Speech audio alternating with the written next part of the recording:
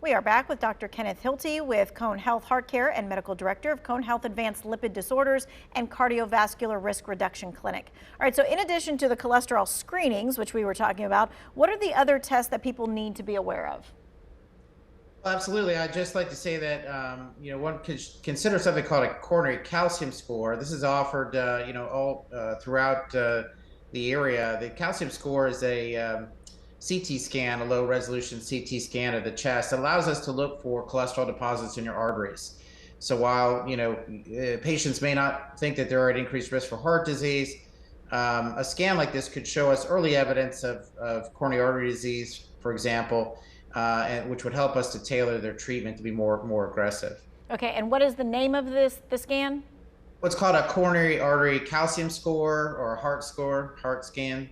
And you can get more information on Cone Health's website. They have a page for that. I think we'll put up later.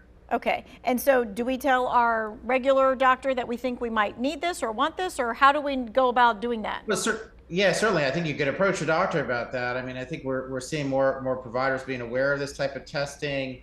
Certainly for patients that it's really indicated for patients we think are at some intermediate risk of heart disease, but who really want to know more about their cardiovascular risk.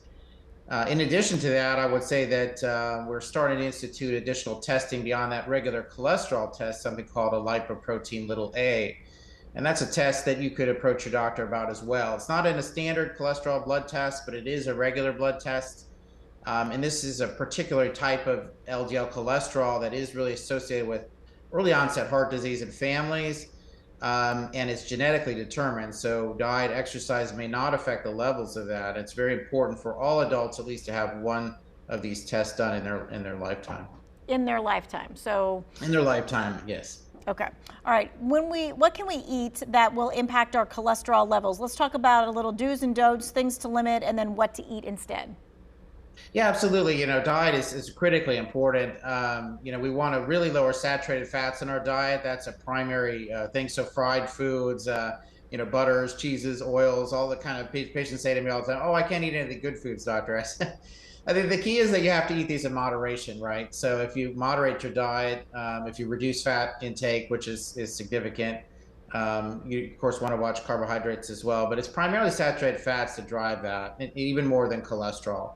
So things like, I tell patients, if you like eggs, fine. Eggs are good. If you can want to eat a few eggs, you don't want to eat probably a dozen eggs every day or so, but so there are certain foods that yes, you can do that and eat. And I think we try to eat a low-fat, healthy diet. I prefer a Mediterranean-style diet. I think is pretty well tolerated. These are associated with reduced cholesterol and cardiovascular risk. Mm-hmm. So are there other steps that we can take that have a positive impact on our cholesterol levels besides like what we're eating? Yeah, exercise I think is incredibly important. I think when you look at patients, and particularly I noticed this during the pandemic, patients became more sedentary, or they were at home and they weren't at their jobs. We saw cholesterol numbers start to kind of shoot up some. And so patients were eating differently, but they were also getting less exercise. And this is how we utilize our cholesterol for energy sources, right? So if we exercise, we're able to better keep our cholesterol numbers lower.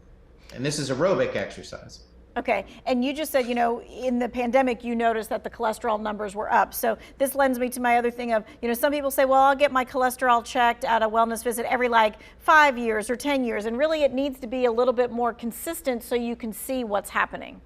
Yeah, that's right. That's not really adequate. I think, at minimum once a year. Generally, many people check it twice a year, some providers even more often. But I think, because it's a dynamic level, right? It's the factors are your diet, your exercise, your lifestyle, what you eat, what medicines you're taking and stuff like that. It does need to be followed regularly to make sure that you're meeting targets and goals that will reduce your risk. All right, we've got about a little bit over a minute. At what point would someone need medication to maintain a healthy cholesterol level? Yeah, so I think, for if you're above targets for primary prevention, right? So for most people that if their LDL runs well above 100 nowadays is a target, or the total cholesterol over 200. But we also I do quite, as a cardiologist, a fair bit of secondary prevention. These are patients who've had a stroke or heart attack or have cardiovascular disease. They're going to need medications to lower their risk, and their targets are going to be lower than patients who are not as high of a risk, right? So it's one of those interesting blood tests where you can look at the ranges and say, well, where do I fall in the range? The range really depends on what your risk is, and we try to tailor the treatment to what you need. Okay, thank you so much for your time and your expertise. Everybody needs to go get their cholesterol checked. Remember, it is a quick blood test, and that is it.